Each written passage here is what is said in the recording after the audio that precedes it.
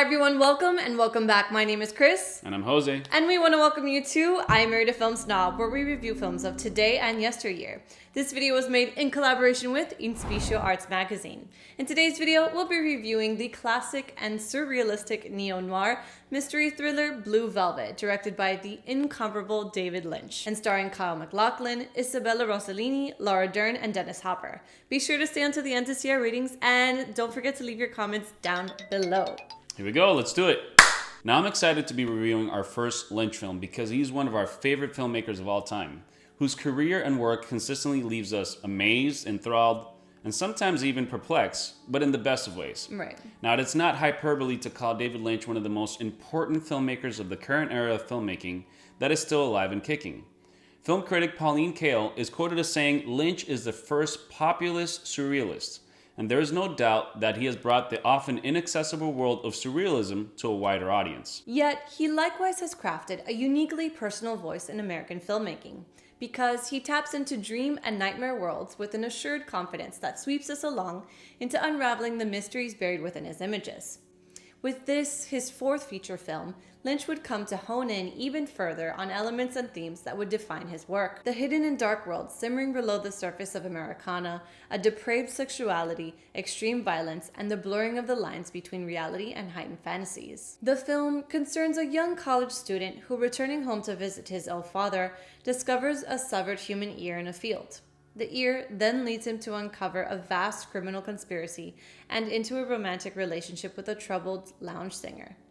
Kyle MacLachlan plays Jeffrey Beaumont, whose curiosity leads him down the rabbit hole of uncovering dark worlds he was never aware of. And while originally filled with boyish enthusiasm and innocence, he soon finds himself in a dark world of drugs, murder, and sexual perversion. Isabella Rossellini plays Dorothy Valens, a lounge singer being exploited for sexual slavery by a gangster. Laura Dern plays Sandy Williams, the daughter of the local police detective who gets swept up into Jeffrey's investigation while simultaneously falling in love with him, in spite of the new worlds he's uncovering. And lastly, of course, there's Dennis Hopper as Frank Booth, the main villain of the film. But we will get to him later because, wow, he's one of the most intense characters in cinema history. Visually, the film constantly goes back and forth between portraying a safe haven of American suburbia while also reaching into the dark recesses of the criminal subculture hiding in plain sight. Cinematographer Frederick Elms uses expressionistic lighting, but most notably, color to contrast these two worlds. From white picket fences with vibrant flowers to pleasantly waving firemen on bright red fire trucks, the visuals portray a serene world with a beauty reminiscent of a glossy 1950s advertisement, only to then throw us into the shadowy worlds of dimly lit hallways, stairways, and dingy rooms in ugly buildings, and this contrast keeps us visually engaged throughout, as we float between divergent worlds of one small town. Characters are bathed in hues of blue and red in a way that is organically justified but also dreamlike in their depiction. Elms also uses varying film speeds at key points to slow down pivotal images of sex and violence and intensify the fantastic quality of the horrors we witness. And lastly, worth mentioning is the inventive use of diegetic lighting with the indelible image that Lynch and Elms create for the candy-colored clown scene. Oh my god. That has to be my favorite scene in the entire film. Yeah, the Dean Stockwell. Oh my gosh. Like, the lit microphone is what makes it completely. Yeah, you're right. Using a simple stage light on a cord, this ingenious visual trick elevates an unnerving scene even further by spotlighting Dean Stockwell's bent character's face in an eerie glow as he lip-syncs the words of Roy Orbison's dreamy song. Yeah, it's perfect. This scene is pure gold and one that only a filmmaker as brave as Lynch would throw into their movie just because. It defies all sense of rationality and normalcy, but we are totally hooked. For sure. Now, I've watched this movie many times, but watching it again recently, what stuck out to me the most on this most recent viewing was the sound mixing that emphasizes the dread-filled images going on the screen. Candles are blown out with the sound of a gale storm. Insects buzzing below the surface loudly make crunching noises at exaggerated decibels. And characters are even heard roaring and heavily breathing in skewed distortions that highlight their sinister actions. It is all masterfully done, adding to the surreal qualities and layers.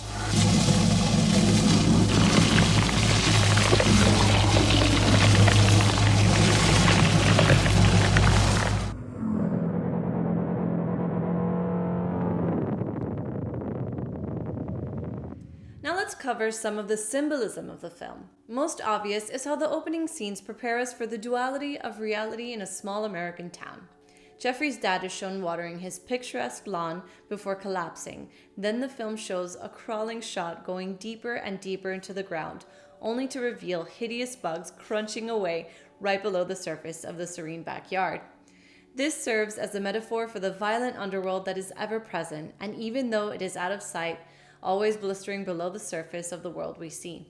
They coexist until the veil between them is lifted. Even later in the film, creatures from nature are once again used to symbolize elements of society. Sandy shares a dream she has with Jeffrey in which she experiences a profound darkness. But then robins appear and become a manifestation of innocence, purity, and love. Symbolically, once normalcy is restored at the end, a robin makes an appearance, alluding to Sandy's dream. But in the robin's mouth is a bug, one of the creatures we saw at the beginning, hiding below the surface of the grass. And although seemingly love has triumphed over the dark creatures of the world, there is a sense of it being a false security, because the robin itself appears artificial and robotic. And while the not-so-realistic puppet-like robin could be maybe attributed to budget limitations of the film, I think Lynch purposely picked a robotic robin to highlight that struggle between the organic and raw underworld of society and the fake sense of security we shroud ourselves in to ignore the ugliness of the world. Yeah, I agree. Yet my favorite symbolism of the movie is about the portals we enter and cross to access different worlds and realities. The closet in Dorothy's apartment becomes a sort of portal to the dark underbelly of society. That is how Jeffrey enters into the twisted world of violence and sex. Before he hides in her closet when he is caught off guard by her arrival, the mystery is only slowly building, and it was all kind of fun and games for him. But once he enters that closet, the whole tone of the movie changes, and then the darkness really comes through. Yeah, once he steps in, it's like he's stepped into a new world he can't get out of. Right. It's like a Alice in Wonderland thing. He's gone through the rabbit hole, and now it's kind of hard for him to get out. He's wrapped into it now. Yeah. Dorothy's closet is also how Jeffrey exits the same dark world he wasn't privy to before. When he hides in the closet to avoid Frank finding him at the end, he is able to outsmart him and kill him once the closet door is opened. And after that, normalcy returns again, and he is returned to his familiar world of suburban bliss. He was a temporary visitor who through this portal is brought in, then spit out again into his safe reality. That's how he goes in, and that's how he exits. He goes back to, suburban bliss, laying in his lounge chair in the backyard. The family's reunited. His dad is healed. Everything's back to normal. He's with Sandy. So once he exits that, it's like, okay, he went there. He saw this underbelly of society, and now he's free to return. A little wiser, at least. And darkness is not only a metaphorical underpinning, but an actual condition. When Frank arrives, he likes everything to be dimly lit, and to get aroused, he states, "Now it's dark." And even after he performs the sexual abuse, he blows out the remaining candles and repeats his words to emphasize things have gotten even darker. Oh yeah. There are much more symbolisms to cover, but a few others worth mentioning are more subtle. Rossellini's character is called Dorothy, a very subtle nod to one of Lynch's favorite films, The Wizard of Oz. In both cases, Dorothy has been transplanted from her reality and forced into a world of fantasy roleplay by a villainous aggressor. Now, even more subtle than that, Dorothy's apartment is located on Lincoln Street, where Frank Booth goes to abuse her. Abraham Lincoln was killed by John Wilkes Booth, so the name association is probably no coincidence. Very interesting. How Lynch directs his actors is very unique. The dialogue itself and the way the characters speak their words with their voice intonations, it's hard to pin down. The film blurs the line between bad daytime soap opera and genuine heartfelt emotions. A human here? Yeah, I thought I should bring it to you. If that's right, let's take a look at it.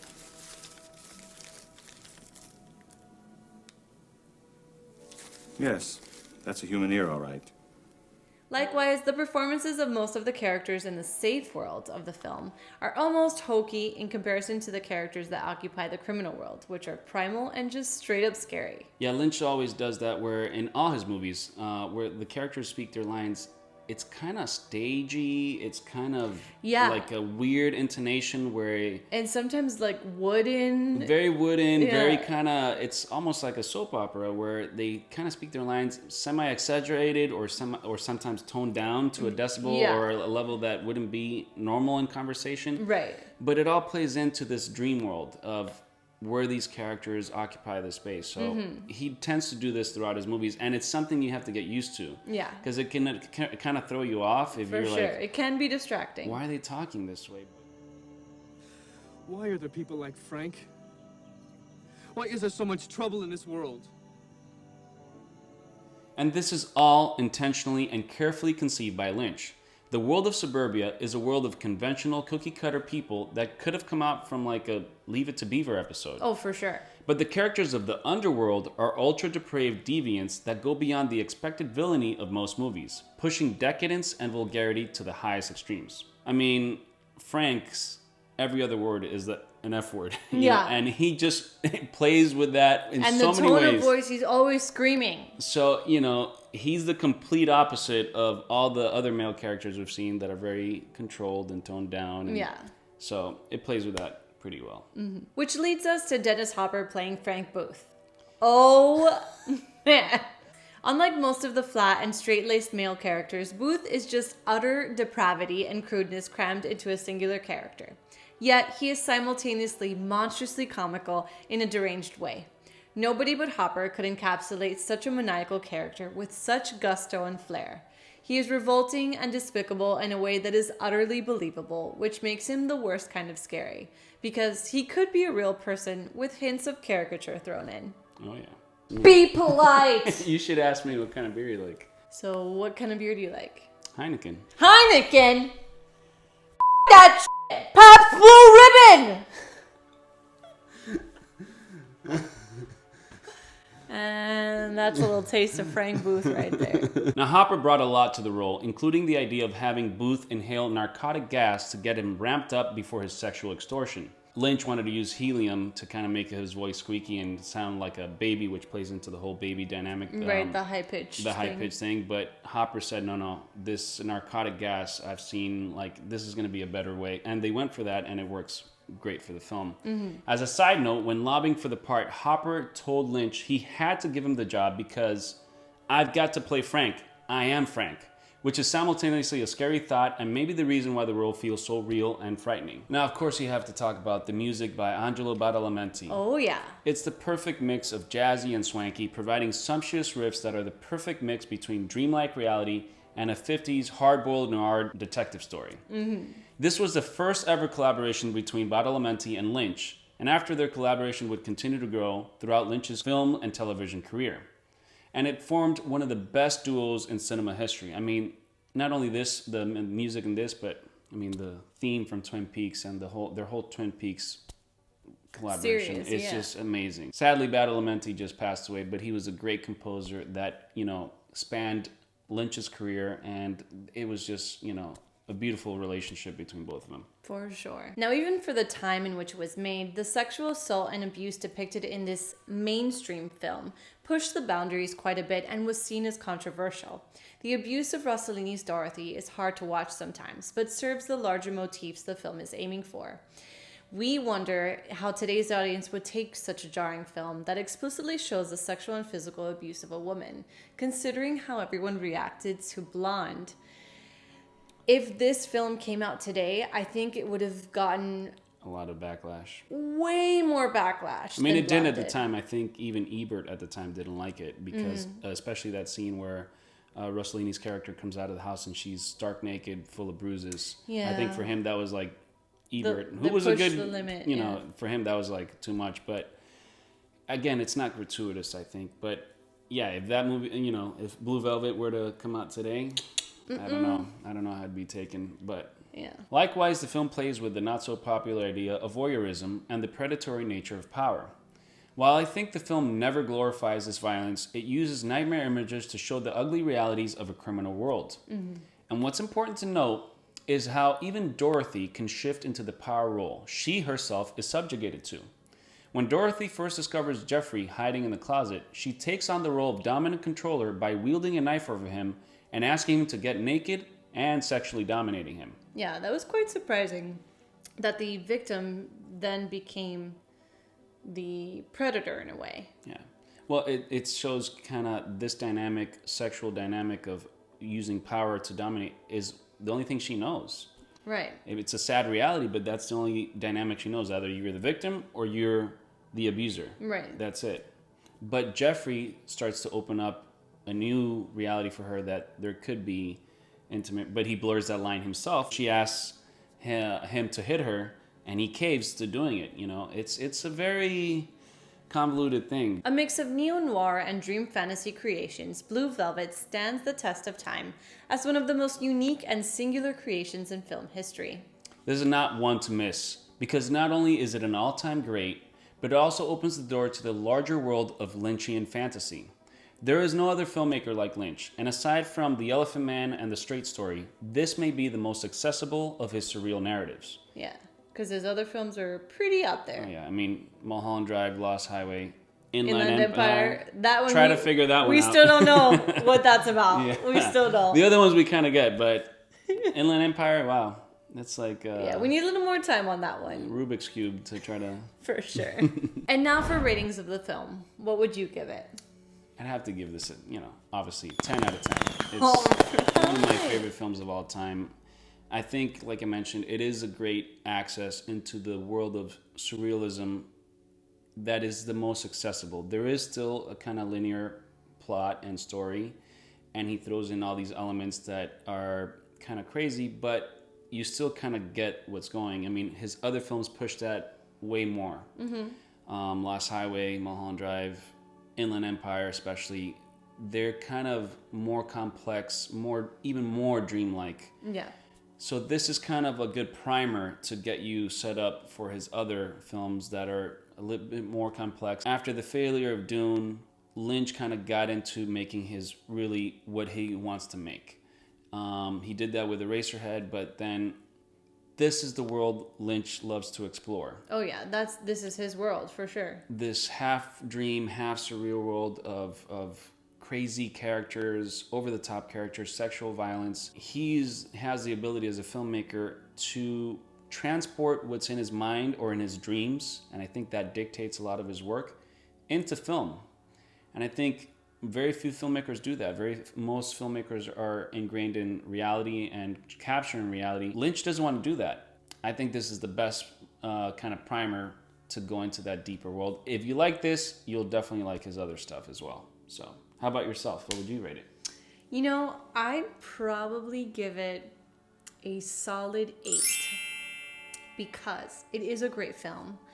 However, I do believe that for today's audience, the sexual violence may be a bit much, but also when you watch it at the beginning of the film, the hokey acting is a bit distracting. So it takes a moment for you to kind of get lost in the film and believe this world that's been presented to us. So that's I think those were the only faults with the film. When he portrays reality, he kind of even makes that reality a little not real itself. He makes it kind of stilted, kind of weird, and still extremely weird.